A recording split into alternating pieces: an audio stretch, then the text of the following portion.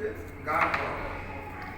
লেনটার গাঢ় তো সবাই চিনি লেন বরাবর হয়ে যাচ্ছে 8.46 আচ্ছা হোয়াইট হ্যাঁ নিচের অংশটা আপনি যখন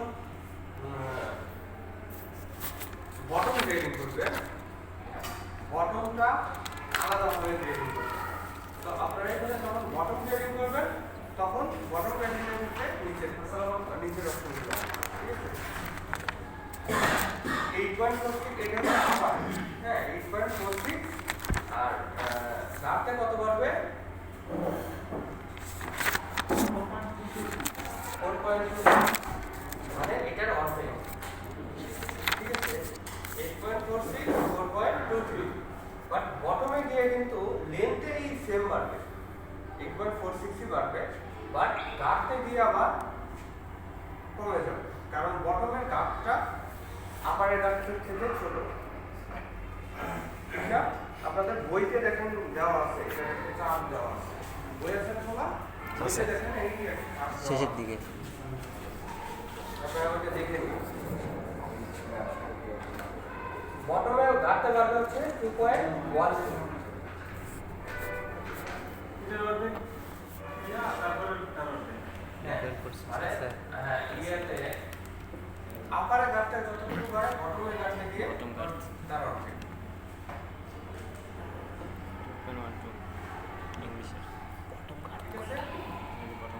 কোনটা তারপরে প্যারিস পয়েন্টে কত করে লাস্টে কোনটা সেটা দেখো 6.6 লাস্টের মধ্যে বটম ঘাট থেকে শো আবার এটার ঘাট। আপারে গাতে কত করে বটম ঘাট থেকে 3.3 আর বটম গাতে 1.67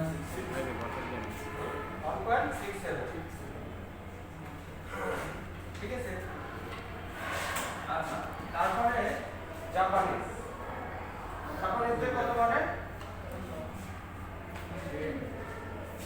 জাপানিজের সাইজ কিন্তু হাফ সাইজ হয় হ্যাঁ হ্যাঁ 2.5 ঠিক আছে এই হয় তো এই হাফ সাইজের জন্য এরা হাফ সাইজের জন্য বাড়ে হচ্ছে 5 করে ঠিক আছে আর যখন যদি ফুল সাইজ হয় তখন কিন্তু 10 করে বাড়বে বাট ওটার সাইজ রেঞ্জটাই হচ্ছে হাফ হাফ সাইজ সাইজ ঠিক আছে সেক্ষেত্রে এক সাইজ থেকে আরেক সাইজের ইনক্রিমেন্টটা হয় হচ্ছে 5 করে হ্যাঁ 5 করে এবং গাছে বাড়ে হচ্ছে 3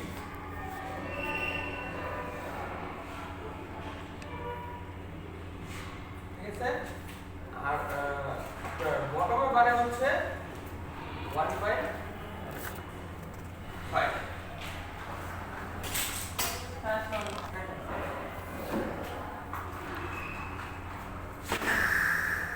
ये আছে না বই বই কার কাছে আছে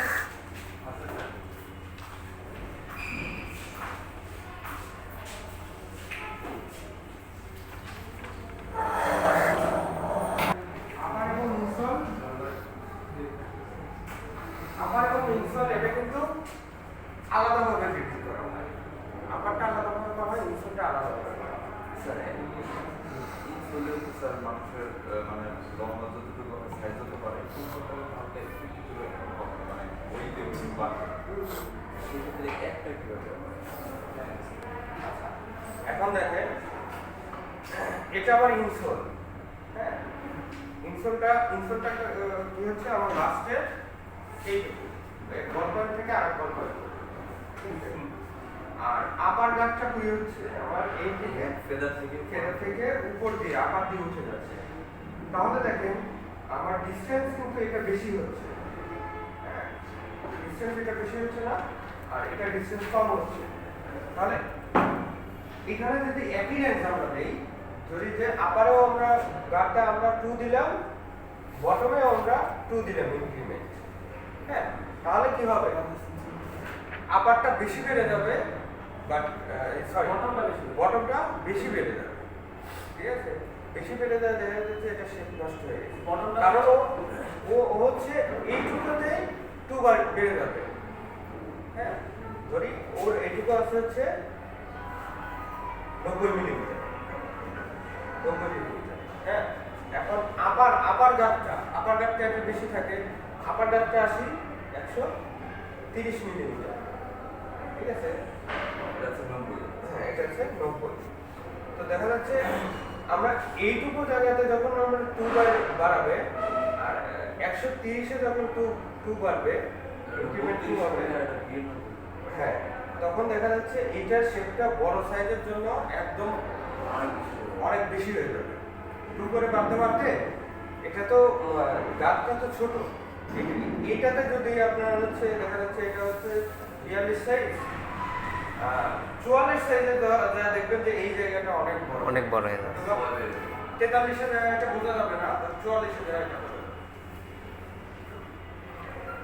তো এই জন্য এটা যেহেতু ইয়াটা কম, মেইনলি আরেকটা আপনাকে বলে রাখি, সেটা হচ্ছে টোটাল আপার এবং বটম দুইটা মিলে মানে হচ্ছে 4.5 অর্থাৎ হচ্ছে এই দুটার যোগফল। হ্যাঁ, আপার এবং বটমে যদি ইনক্রিমেন্ট হ্যাঁ, ইনক্রিমেন্টটা মানে হচ্ছে আচ্ছা এটা 4.5 এর মতো হয়, ঠিক আছে? আর এই দুটার যোগফল হচ্ছে আপনার টোটাল বটম এবং আপারে দুইটা মিলে হচ্ছে 12।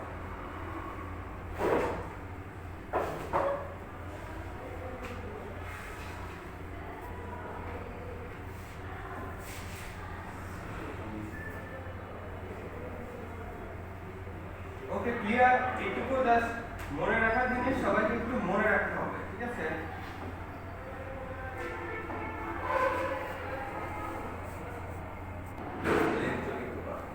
না, লেন্থে যতটুকু বাড়ে সেটাই হতে পারে, বাড়ে কম বেশি বাড়ে, কিন্তু ইনসোলের ক্ষেত্রে সেক্ষেত্রে শুধুমাত্র লেন্থে বাড়ে। কাটতে পারবে। ইনসোলের ক্ষেত্রে আমি আপনাকে লাস্টে যেটা দিলাম, ওটা তো ছিল। ইনসোলের জন্য ইনসোলের জন্য কতটা লম্বা হবে ততটা ব্যাখ্যা হবে। না, ইনসোলের জন্য লম্বায় যতটুকু বাড়বে, আপারে যতটুকু বাড়বে, ইনসোলও সেমই বাড়বে, ঠিক আছে? বাট আপনার ইয়ের জন্য হ্যাঁ, উইতে হচ্ছে আপারে যতটুকু বাড়বে তার 50% বাড়বে।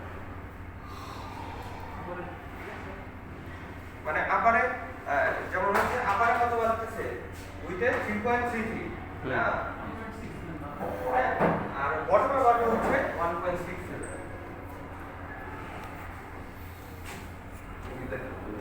হ্যাঁ, উইতে, বাট লেন্থে কিন্তু আপারে যেটা ইনসোল সেটা কিন্তু সেম থাকবে। আচ্ছা, ব্যাপার হচ্ছে যেমন পেজ পয়েন্ট দিয়ে দেখা যায় সেক্ষেত্রে মানে গাছটা যেমন বাসায় 3.33 করে প্রত্যেকটা সাইজ বাই সাইজ, তো সেই ক্ষেত্রে ইনসোলের ক্ষেত্রে আবার মানে লম্বায় পাবে হচ্ছে ওই যে লম্বায় হচ্ছে 6.36, আচ্ছা সরি গাছটা যেটা পাবে লম্বায় ওইটার অর্ধেকটা পাবে। হ্যাঁ, এটা হচ্ছে আপার, ঠিক আছে? এটা হচ্ছে আপার, আর এটা হচ্ছে বটম। বটম বাড়বে, আপার যেমন বাড়বে তেমন, আর উইথ হবে বটমে লেন্থটা আপারের মতোই বাড়বে, সেটাই বলবো। হ্যাঁ, আর গাছটা বাড়বে হচ্ছে 1.67, মানে আপারের গাছটা 50%।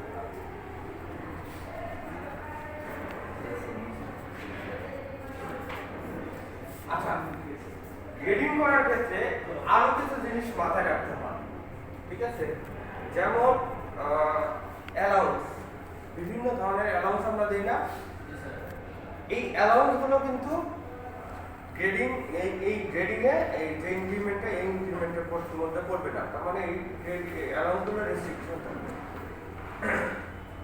হ্যাঁ, আমরা যদি সেটিং অ্যালাউন্স 10 মিলি দেই, এটা 10 মিলিই থাকবে, হ্যাঁ, এটা কিন্তু বাড়বে না। রিডিং এ বাড়বে না কমবে না।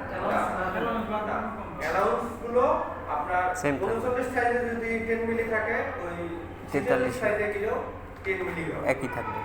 একই থাকবে। হ্যাঁ, যে কোনো অ্যালাউন্স গ্রেডিং হয় না, বলা যাচ্ছে মনে থাকবে। আর কিছু গ্রেডিং হয় না, বলেন তো? পাঞ্চের ডিজাইন হ্যাঁ, 5 পালসগুলো গ্রেডিং হয় না। পালস প্লাস্টিক অ্যালাউন্স পালসগুলো গ্রেডিং হয় না। পালসের যে ডায়ামিটার আছে সেই ডায়ামিটারগুলো কিন্তু সেম থাকে। পালসের যে ডায়ামিটারগুলো আছে ডায়ামিটারগুলো কিন্তু সেম থাকে। প্লাস্টিক অ্যালাউন্স বললাম কি কোনো ধরনের অ্যালাউন্সই গ্রেডিং হবে না।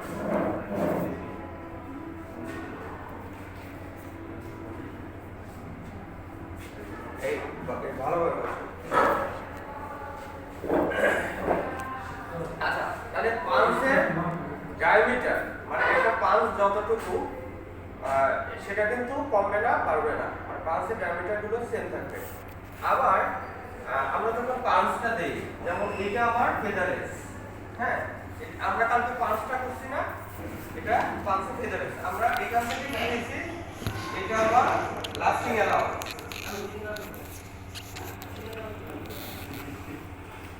না এটা আমার লাস্টিং অ্যালাউন্স। তো আমরা পালসটা কি করছি, এখান থেকে 5 মিলি একটা লাইন নিয়ে তার উপরে পালসটা দিচ্ছি।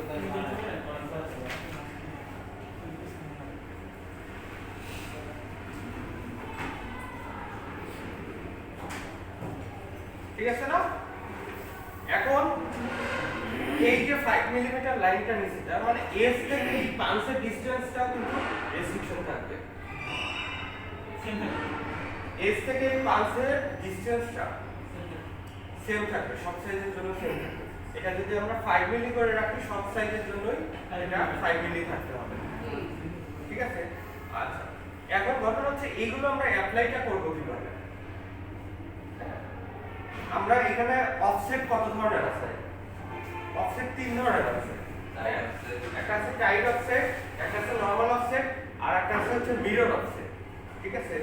যখন আপনি এই 5 মিটারের লাইনটা সরি 5 মিলিমিটারের লাইনটা নরমাল অফসেট করে দিবেন, তখন এটা গ্রেডিং হয়ে যাবে। সো এইখানে কিন্তু আপনার সবসময় টাইট অফসেট করে দিতে হবে। টাইট অফসেট করে দিলে ও বুঝে যাবে যে এই জায়গাটা রেস্ট্রিকশন করতে হবে। ঠিক আছে? জায়গাটা অলওয়েজ আমার যে কোনো অ্যালাউন্স অফ টাইট অফসেট থাকতে হবে। ঠিক আছে? আচ্ছা আর কি রেস্ট্রিকশন থাকে? আর রেস্ট্রিকশন থাকে হচ্ছে লোগো। প্রত্যেকটা জুতার ব্র্যান্ডের কিছু লোগো থাকে না? জি। হ্যাঁ? এই লোগোটা কিন্তু মানে বিভিন্ন সাইজের জন্য সেম থাকে। লোগো কিন্তু কমে না বাড়ে। লোগোর কি নির্দিষ্ট কোনো সাইজ আছে?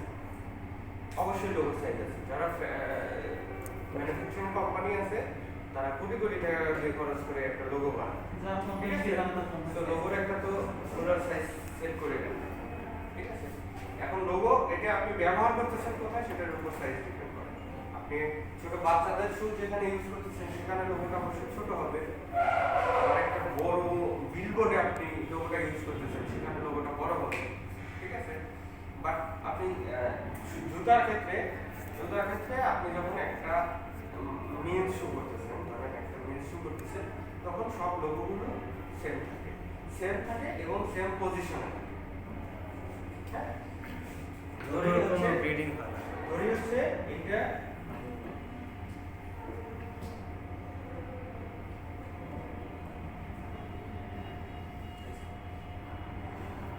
এটা হচ্ছে আমার কাউন্টারে আমার একটা লোগো থাকবে।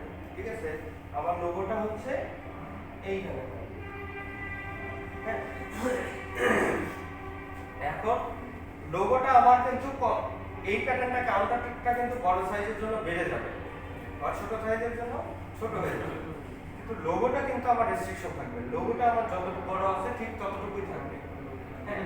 এর সাথে আরেকটা জিনিস রাখতে হবে যে এই লোগোটা এই এরিয়া থেকে কতটুকু ডিসটেন্সে আছে, এই ডিসটেন্সটা কিন্তু সেম থাকবে। সেম থাকবে। মিডল পয়েন্টে রাখতে হবে। হ্যাঁ, লোগোটা মানে এটা আপনি যখন একটা জুতা করবেন তখন আপনি নিজেই বুঝে যাবেন যে আপনাকে কোন পাশ থেকে রেস্ট্রিকশন করতে হবে। আমি যদি এই পাশ থেকে রেস্ট্রিকশন করি, হ্যাঁ এই পাশ থেকে যখন রেস্ট্রিকশন করি তখন দেখা যাবে কি যে এই পাশটা আমার কম বেশি হবে। হ্যাঁ তখন একটা জুতা পরলে আমরা কোন সাইডটা আগে দেখি? উপরে সেট আমরা এই নিচে লাস্টিং এর পাশ দিয়ে কি গেছে ওটাকে দেখতে যাই দেখতে যাই সো এই সেটটা আমার রেস্ট্রিকশন করাটা ইম্পর্টেন্ট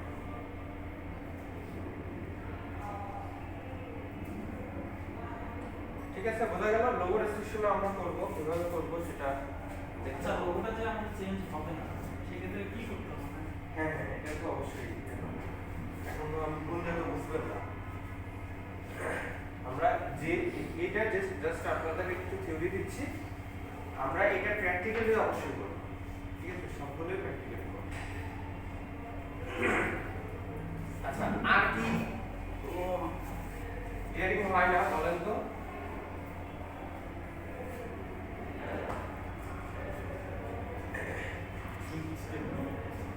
জুতার বিভিন্ন ধরনের অ্যাকসেসরিজ থাকে না জি হ্যাঁ থাকে যেমন ওই যে বেল্ট থাকলে একটা বাকল থাকে ওইটা তো ব্রিডিং হবে ওইটাতে কিন্তু ব্লিডিং হবে না কেন হবে না ওটা ব্রিডিং করলে তো পরে অর্নামেন্টস গুলো আর বড় হবে রাইট আপনার ধরেন একটা অর্নামেন্ট ওখানে আছে এখন আপনার গ্রেডিং এর ক্ষেত্রে কি হয় ওই ছোট একটা স্টেপ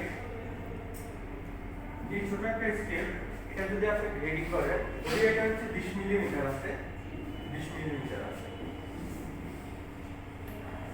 এটা যখন গ্রেডিং হবে তখন এই জায়গাটা হয়তো বা একটা সাইজের দিয়ে 21 মিলিমিটার হয়ে যাবে না ধরি এটা 41 সাইজের জন্য এটা 20 মিলিমিটার 42 সাইজের জন্য গিয়ে হলো 21 মিলিমিটার 43 সাইজের জন্য হয়ে গেল 22 মিলিমিটার হ্যাঁ বাট আপনার অর্নামেন্টটা তো আপনার যে বাকেটটা আছে এটা কিন্তু এটা ব্যাস আছে 20 মিলিমিটার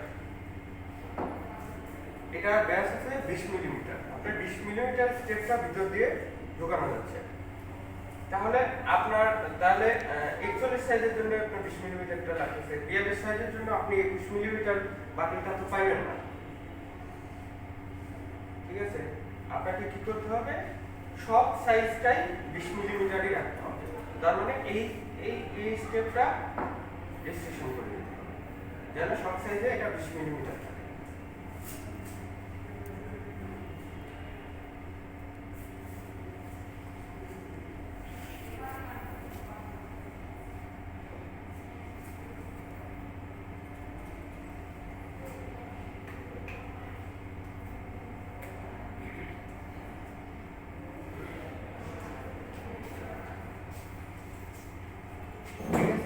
আপনার জুতার গ্রেডিং কতটুকু হবে সেই অনুযায়ী তো ওই কোম্পানিগুলো ওইভাবে তো অর্নামেন্ট বানায় না অর্নামেন্ট একটা নির্দিষ্ট পরিমাপে বানায় সেই মাপে গুলোতেই জুতাতে অ্যাপ্লাই করতে হয়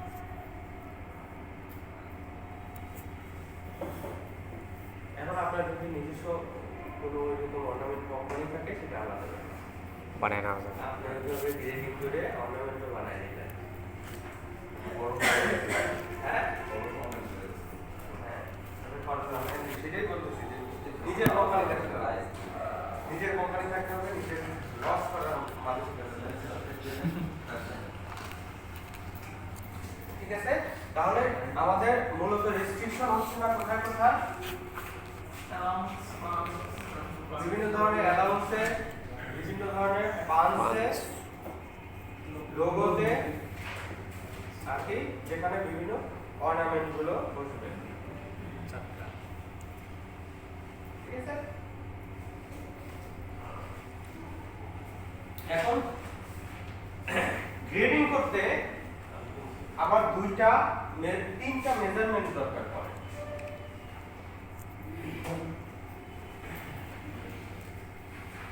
ঠিক আছে গ্রেডিং করতে আমাদের তিনটা মেজারমেন্ট দরকার পড়ে একটা মেজারমেন্ট হচ্ছে লাস্টের লেন্থ আমার লেন্থ কতটুকু এটা আমাকে এখানে বুঝাই দিতে হবে যে আমার লেন্থটা কত আর একটা হচ্ছে লাস্টের বল গার্ড হ্যাঁ আর একটা হচ্ছে বটম গার্ড এই তিনটা মেজারমেন্ট অ্যাপ্লাই করতে হয় sir last and bottom guard এবং আপার গার্ড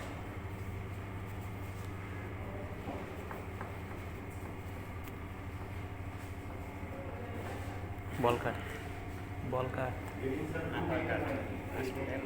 আপার কাট হ্যাঁ হ্যাঁ বিভিন্ন টাইপ হবে হ্যাঁ